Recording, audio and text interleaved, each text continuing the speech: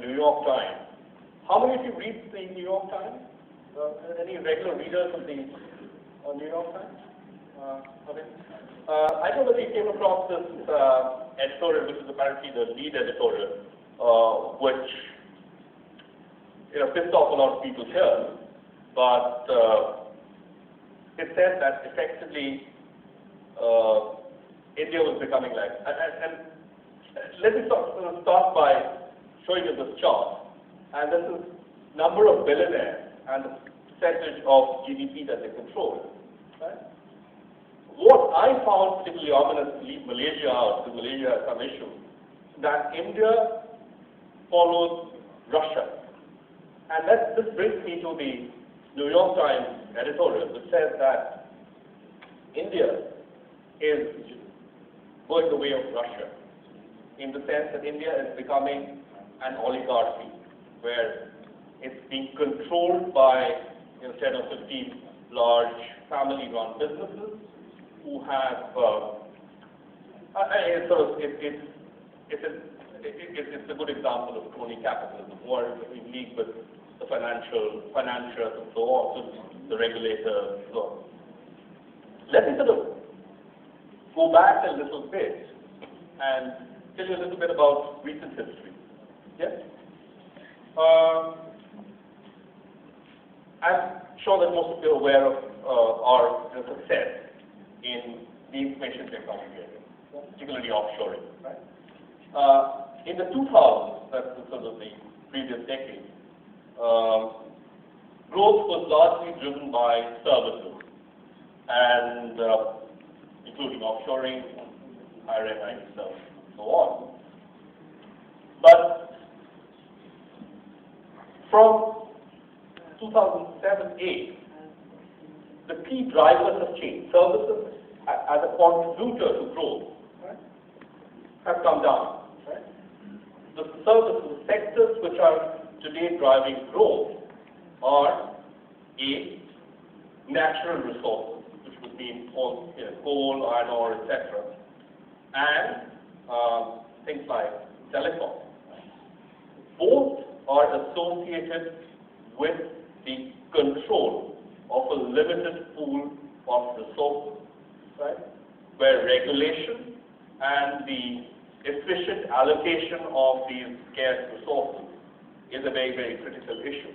Right? On the one hand, the flip side of this is that if these are the key drivers of the economy, there is a potential, right, for companies, for entrepreneurs to exert influence, right, and control the allocation of these resources. It's called, if you want a fancy term for it, it's called the regulatory capture.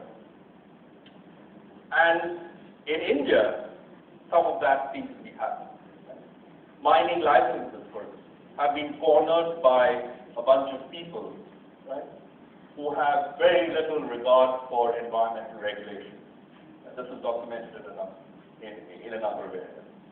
In telecom, right, where we were auctioning spectrum, there's been instances of huge malfeasance and connivance between the regulator, the government, particularly the Ministry of Telecom, and certain large industrial houses, which have effectively got spectrum at prices that are much lower than what the market would have demanded.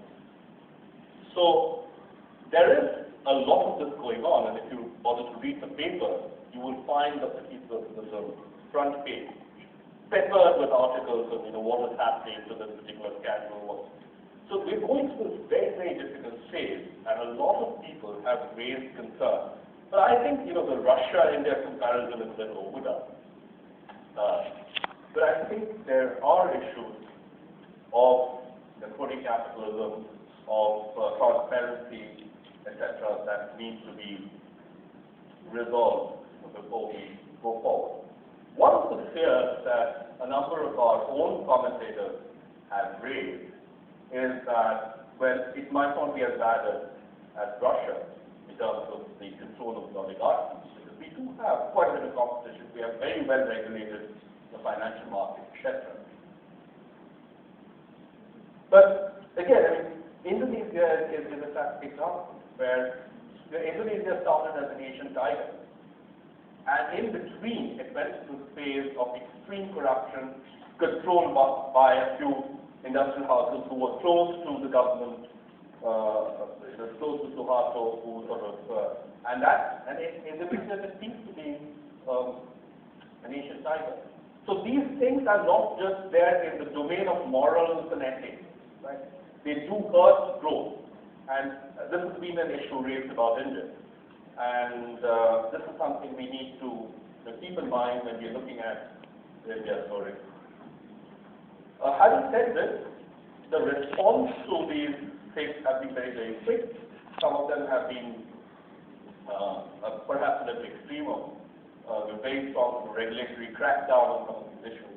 But these are there at the background of the India story, and these cannot be overlooked.